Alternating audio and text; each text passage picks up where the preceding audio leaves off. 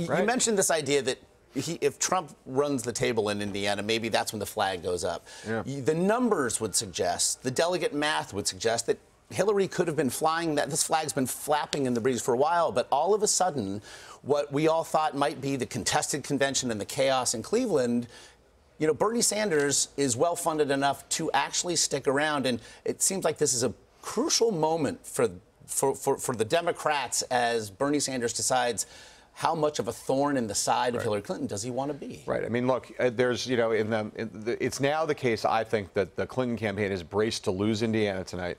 They're braced to lose West Virginia in a week. They think they're going to do okay in Kentucky. None of it changes the delegate math that puts her on a glide path to the Democratic nomination. But Bernie Sanders is right about one thing. She cannot get a majority of delegates without the help of these superdelegates. Superdelegates don't officially vote until the convention. So if you want to push this thing all the way to Philadelphia, you can. 2008, people forget, Barack Obama was ahead by about 4 or 5% of the pledged delegates. He needed superdelegates too. But Hillary Clinton, on the last day of the campaign, when she quit, she endorsed Obama. Then she went to Denver, and she did not contest the convention. What she did was she had a roll call vote, which she called off in the middle and officially said in front of everybody in the front of the country, I want all my supporters to be for Barack Obama. She signaled on the last day, the day after the last day of the campaign in early June, that she was not going to fight in Denver and that she was going to throw her support to Obama. Sanders, if you believe what he's saying right now publicly, he had no intention of doing that. What he's saying is, you know I'm not going to win the pledged delegates. She's going to be even more.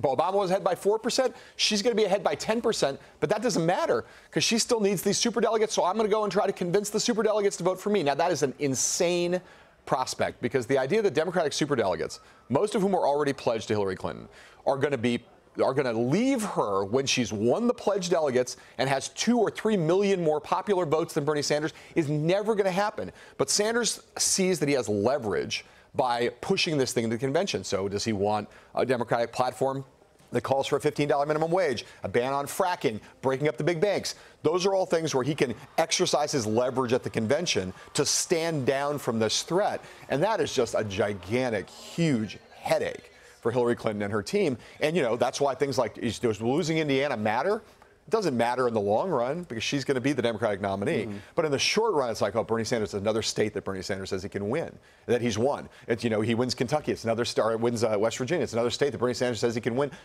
It keeps his energy, his mojo, his sense of mission. It keeps all of that alive. And every day that goes on is one more day where it's just she wants to do what Trump's doing. She wants to get on to the general election and put all this behind her. It gives us something to parse. Yes, it certainly does. And, you know, it will be quite something, you know, as we get there, because she ultimately, her point of weakness is that in the end, she does need his voters. He has done nothing more impressively than the way in which he's animated young voters. For her to win, she wants that part of the Obama coalition. Millennial voters, first-time voters have to come to her, and Bernie Sanders holds the key to them. And so she does not want to offend him, but she really wants him to go away. So maybe Philadelphia will be more interesting than we might have thought. I think both conventions are going to be fascinating. All right. John Heilemann, as always. We'll hang out there. That'll be great. Indeed.